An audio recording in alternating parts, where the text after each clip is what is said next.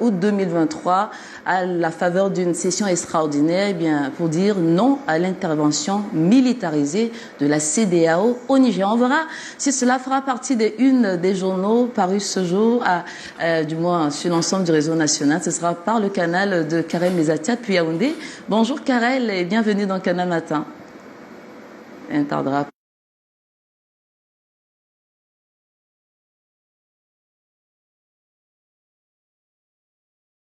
Patricia, bonjour Figuil.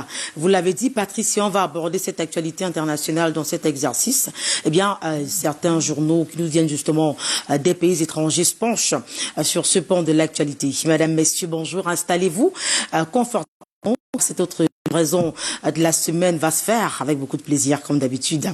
D'ailleurs, et donc on démarre en allant du côté de Vannes, des quartiers de la cité capitale où sont logés plusieurs agents de voyage. C'est le quotidien Mutation de Georges Alain Bouyou qui nous y amène à ce jeudi matin pour évoquer le volet insécure, justement, qui bat son plein dans cet espace de la cité capitale. Un coupe-gorge a des titres d'ailleurs, nos frères, c'est en ces termes qu'ils en parlent donc, faisant naturellement la situation qui prévaut du côté de Man, précisément là où on trouve les agences de voyage. Nos confrères font donc immersion dans un sanctuaire de l'insécurité de la capitale. Que se passe-t-il exactement de ce côté-là? Ce qui fait justement en sorte que nos confrères sont motivés à mettre en exergue ce volet insécure donc que l'on retrouve du côté de Vannes. En tout cas, les éléments de réponse sont à retrouver dans les colonnes du journal Le Quotidien, qui est naturellement ce matin, puisqu'on a évoqué l'insécurité. On continue sur le sillage avec Le Quotidien qui nous amène cette fois-ci du côté des régions du nord-ouest et du sud-ouest du pays, où du point de vue de nos confrères, l'insécurité persiste, insécurité due naturellement à la tension sociopolitique qui sévit dans ces parties du Cameroun depuis plusieurs années maintenant, 2016 pour être beaucoup plus précise, et donc ça met mal, comme vous pouvez d'ailleurs l'imaginer, les conditions de vie des populations. Ça freine justement le train de vie de ce côté-là, et le journal pense qu'il est temps d'y mettre un terme tout simplement, et donc c'est une sorte d'alerte que sonnent donc nos confrères du quotidien Émergence. En tout cas, le journal est dans kiosque. On évolue avec un environnement qui nous amène du côté de Cribé, précédente l'océan, où les régions côtières sèment donc la panique depuis un certain temps. Nos confrères font savoir que de plus en plus, la fureur vague fait de nombreux dégâts sous le regard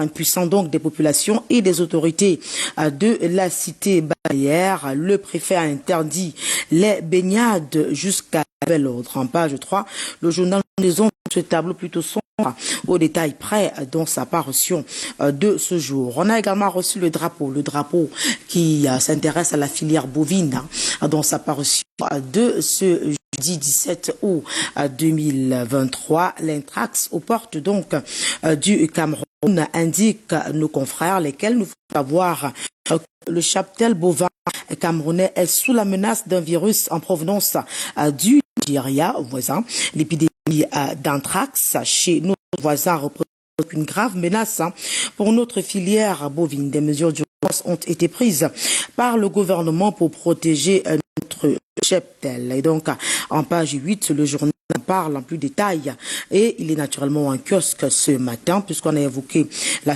filière bovine. Restons dans les produits de consommation. On en parle cette fois-ci avec le témoin. Le témoin qui signale que le gouvernement prend justement des prévisions en approvisionnement, des prévisions relativement à l'approvisionnement en riz. Le ministre du Commerce met en garde contre la hausse des prix. C'est donc le hebdomadaire d'information générale et d'enquête de Francis qui en parle ce matin, lequel hebdomadaire nous fait savoir que cet avertissement a été donc donné ce 11 août 2023 à la place portuaire de Douala par le chef du département ministériel en charge des questions commerciales, en la personne du ministre Luc Magouar Mbarga Tangnaï. Donc, il met en garde tout commerçant qui voudrait justement outrepasser cette mesure gouvernementale. Il s'expose tout simplement à des sanctions. Continue avec Horizon qui s'intéresse à la lutte contre la vie chère, l'entrée commerciale comme solution. Eh bien, rentrée commerciale qui est donc impulsée par le ministre du Commerce, dont on parlait encore il y a de cela quelques instants seulement. Une initiative qui vise justement à accompagner les parents dans cette nouvelle rentrée scolaire. Il a donné instruction régionale justement de la région centre de prendre les mesures pour informer le public d'une opération de vente promotionnelle de fournitures scolaires. Ça sera donc organisé en partenariat avec les entreprises citoyennes du lundi 21 août au dimanche 3 septembre 2023 à l'explanade du boulevard du 20 mai de Yaoundé. Les détails sont à retrouver dans le journal Nouvel Horizon, qui est bien évidemment un kiosque ce matin, et on évolue avec Info Matin qui parle également d'éducation, mais spécifiquement de l'éducation universitaire du supérieur, dont sa parution de ce jour, le top 100 des universités africaines. Et donc, alors dévoilé tout simplement par nos confrères, Yaoundé 1 porte donc le maillot jaune en Afrique saharienne francophone. L'institution que dirige donc le professeur Maurice Aurélien se hisse au podium du classement US News and World Report 2023, grâce donc entre autres à la qualité de ses résultats de recherche et enseignants des enseignements dispensés, donc une performance rééditée après celle de 2020, 2021 et 2022 qui résulte de l'exécution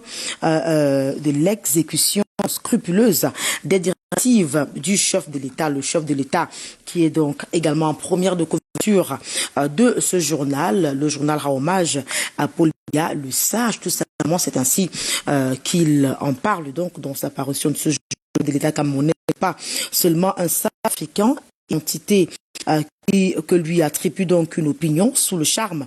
C'est plutôt une lumière mondiale, 40 ans déjà au service de son pays, au point de s'oublier lui-même, plus de 40 ans déjà au service du Cameroun, au point d'oublier en plus sa propre famille, Paul Biya, pour pouvoir opérer de tels sacrifices. Et donc, le journal en parle au détail près dans sa parution de jour, le chef de l'État qui a donné instruction justement au dialogue national de mettre en œuvre un plan national de reconstruction des zones en crise, notamment les régions dites anglophones. Et donc, le point hebdo revient justement sur les résolutions de cette mesure relativement à la séance de travail présidée donc du côté de l'IA par le Premier ministre chef du gouvernement Joseph Dion Ngouté. Il s'agit du journal Le Point, le bi-hebdomadaire. Donc également reçu ce matin, revient donc sur cette concertation, disais-je, présidée par Joseph Ngouté, laquelle concertation justement permis de faire le point sur le niveau d'avancement de l'implémentation des résolutions du grand dialogue national. Et 4 ans après, on est très loin de ce que on a dit donc le journal. En tout cas, le retour à la paix dans les régions du nord-ouest et du sud-ouest reste une équation à plusieurs angles. Cela n'empêche néanmoins qu'il y a des avancées, notamment économiques, lesquelles avancées ont justement été évoquées lors de cette assise récemment du côté de Buea, assise présidée donc par le PM Joseph Dion Ngouté. Autre journal, autre information, on parle de santé avec Le Quotidien et le journal de Joseph Bengue s'intéresse à la réduction de la mortalité maternelle et signale que Annie Hortense Achoumi plaide pour le paquet intégré du service de santé. L'experte en santé de reproduction est par ailleurs présidente de la Fédération des sages-femmes d'Afrique francophone, là donc au cours d'une audience le 11 août 2023 à Dakar au Sénégal avec le directeur de l'ONF Pays de l'Afrique de l'Ouest et du Centre en collaboration avec la directrice de l'Organisation mondiale de la santé et l'Organisation ouest africaine de santé et INRA Health. Ils ont donc échangé sur comment réduire la mortalité maternelle par le renforcement de la l'accès au paquet intégré du service de santé. Donc en page 5, nos confrères sont beaucoup plus détaillés sur cette information. On continue avec notre journal que nous avons reçu. Il s'agit du quotidien. Le quotidien Jules Brice Ngaba fait la parole à l'honorable docteur Maître Faustine Fotso. Elle soutient le Parlement Jeune Afrique centrale. Donc, le journal nous fait savoir que l'hôtel des députés a abrité samedi dernier la conférence de presse organisée par le Parlement Jeune d'Afrique centrale à l'occasion du lancement de son tout premier festival culturel.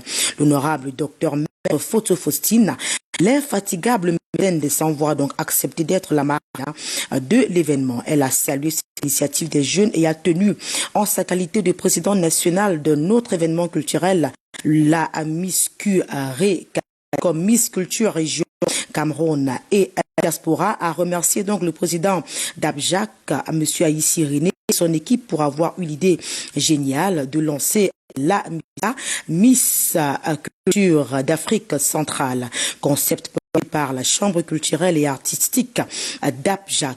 Dr Faustine Fotso a donc félicité Samantha Tchatchoueng, Miss Curé Kadi Ouest 2023, et sa première dauphine pour avoir accepté de compétir à leur sœur de l'Afrique centrale et du Cameroun en dépit des intimidations que leur gagne, a donc déclaré la marraine. La quintessence d'un concours de beauté, c'est la rigueur et la détermination, a affirmé le Parlement Jeune Afrique centrale a pour but de promouvoir l'éveil de la jeunesse africaine dans tous les domaines différents de la vie quotidienne et de valoriser la culture à travers des festivals qui fédèrent le savoir-faire de la jeunesse africaine, mission que la mécène encourage. La culture ressemble et distille, la culture rassemble et distille la paix, affirme-t-elle. L'Afrique centrale doit demeurer un et indivisible face aux mauvais vents qui soufflent en ce moment dans le monde. Elle est donc le souhait de la marraine. Elle dit d'ailleurs également: je vous invite donc à travailler pour l'édification d'un Cameroun meilleur et d'une Afrique centrale sans anicroche, à travers l'édification de meilleurs hommes et surtout de meilleures femmes en ce moment crucial où l'Afrique entière est en ébullition pour un changement positif et significatif de sa destinée, voire de la destinée mondiale. Donc recommandé la mécène. Elle a indiqué par ailleurs que la quête d'un modèle d'homme s'impose et se justifie, car si nous voulons un monde de paix, alors nous devons préalablement penser à adopter un homme de paix comme élément fondamental de notre société. Les valeurs individuelles finissant dans l'ensemble par constituer les valeurs communautaires. Et c'est pourquoi le travail sur un modèle de femme et d'homme sur la dimension Afrique centrale devient pertinent pour le développement général de nos nations, a martelé Faustine Fotso. L'envoyé spécial William Tanguy a couvert la cérémonie. Différentes apparitions et images sont donc à découvrir dans le journal Le Quotidien Jules Brice Ngaba, qui est bien évidemment en kiosque ce matin. Le quotidien qui, l'on l'a dit, dans le jeu fait donc la part belle à l'honorable docteur Maître Faustine Fotso, qui soutient le Parlement Jeune Afrique centrale. Le journal est en n'attend plus que vous. On continue donc cette lecture transversale des journaux en direct du studio de la cité capitale en mettant le cap dans les pays étrangers grâce justement à la page étrangère qu'on a convenu d'instaurer dans cette rubrique de Canal Matin. On démarre d'abord avec les journaux qui nous viennent tout droit de la Côte d'Ivoire. Il s'agit tout simplement de ce journal que nous avons reçu qui s'intéresse aux raquettes policiers à la frontière Mali à Burkina. Un agent burkinabé interpelle le président Assis. Peut-on lire en première de couverture donc de ce journal qui spécifie donc dans la parution que loin de la très bonne relation de certains dernier temps entre le Mali et le Burkina Faso. Les voyageurs maliens et burkinabés de part et d'autre de la frontière souffrent de le martyre dans leur âme face aux raquettes policiers agacés donc et même assidérés par cette pratique. Un agent burkinabé interpelle le chef de l'État malien, le colonel Assimi Gaïta, pour soulager les usagers de part et d'autre de la frontière. Le message a donc été confié à un maire malien pour transmettre au colonel Gaïta. Eh bien, page 3, nos confrères sont beaucoup plus détaillés sur cette information. Vous l'avez compris, ce journal nous vient tout droit du Mali. Notre journal que nous avons également reçu venant toujours de ce pays frère et ami, le Mali. Il s'agit de l'essor qui revient donc sur la rétrocession des camps de la MINUSCA. L'armée occupera le terrain, indique donc nos confrères maliens, lesquels nous font savoir que les emprises de la mission ont donc commencé à passer sous le contrôle des forces nationales de défense et de sécurité, mais la protection du camp de Ber a donc provoqué l'accrochage entre des groupes terroristes et les militaires. Ces derniers assurera que ni les gesticulations ni les menaces ne les empêcheront de prendre possession des positions anciennement occupées par les casques bleus.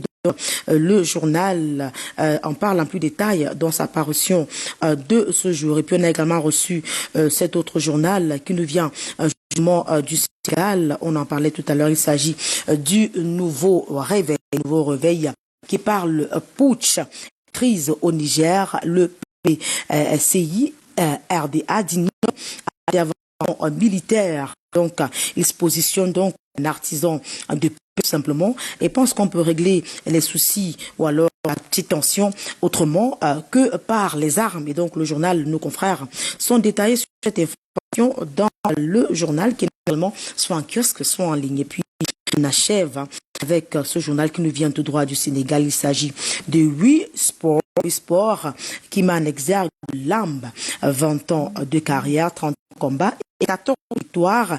Baye Mandione prend sa retraite. Eh bien, le journal vient sur le parcours de ce combattant au détail près dans sa parution de ce jour. Avec donc ce tabloïd, on met la clé sur cette autre livraison de la semaine, livraison suivie donc en direct sur Canal International et sur Fuite FM, la radio de l'heure. Et donc grâce à Thierry Camteau et Amadou Sakho, on a pu avoir les différents tabloïds que parcourons encore à l'instant. Donc, cette édition qui a assuré à ce matin. On prend rendez-vous donc avec le même plaisir certainement demain avec l'autre équipe qui sera toujours en place pour vous servir. On rend l'antenne à Douala, non sans vous rappeler, sans vous prescrire de rester scotché car Canal Matin, cette belle plage matinale qu'on ne retrouve nulle part ailleurs, si ce n'est bien évidemment chez nous, chez vous, sur la chaîne verte Canal International se poursuit grâce à Patricia et Figuil qui sont bien en poste pour vous balader justement à travers cette belle plage matinale. À vous Douala pour la suite. À demain, s'il plaît à Dieu. Bonne journée. Merci beaucoup Karel, je crois qu'on est bien assorti. Oui. Avec les petits pointillés là, je crois que ça fait tout le charme de cette tenue. Donc rendez-vous demain en tout cas Karel pour on va dire une petite autre surprise en termes de couleurs, au-delà justement de la lecture transversale, comme vous aimez bien le dire, des journaux qui seront donc publiés demain sur l'ensemble du réseau national. Mais en attendant, on reprend donc le slogan Canal Matin, se réveil matinal. Il faudrait s'en prévenir. Vous n'allez pas me prendre sur le coup. Canal Matin, se réveil matinal. Se réveil matinal. Qu'on ne retrouve nulle part ailleurs que sur Canal 2 International. Si ce n'est sur Canal 2 International. Non, Edith, vous chez nous quelque part. Chez vous, chez nous. Voilà, chez vous. Merci Karel, à demain. Bonjour et surtout, très bonne journée à vous. Alors, nous allons poursuivre, alors qu'il est 7h21, notre périple matinal à travers d'autres articulations qui sont au programme. On aura naturellement l'essentiel de l'actualité hors de nos frontières, à travers Escalmente de l'île Piédou. Et puis on reviendra pour partager avec vous ces événements qui ont retenu l'attention du monde. Un 17 août, on reviendra certainement sur la fête de l'indépendance, la fête nationale que le Gabon célèbre aujourd'hui. Le Gabon qui a obtenu son indépendance le 17 août 1960. Et puis on recevra tour à tour nos différents partenaires qui viendront donc sur ce plateau et qui parleront certainement des choses qui pourraient pourrait vous intéresser. Mais avant, un clin d'œil à ces différents partenaires. Ne zappez surtout pas. On revient dans 5 minutes. À tout de suite.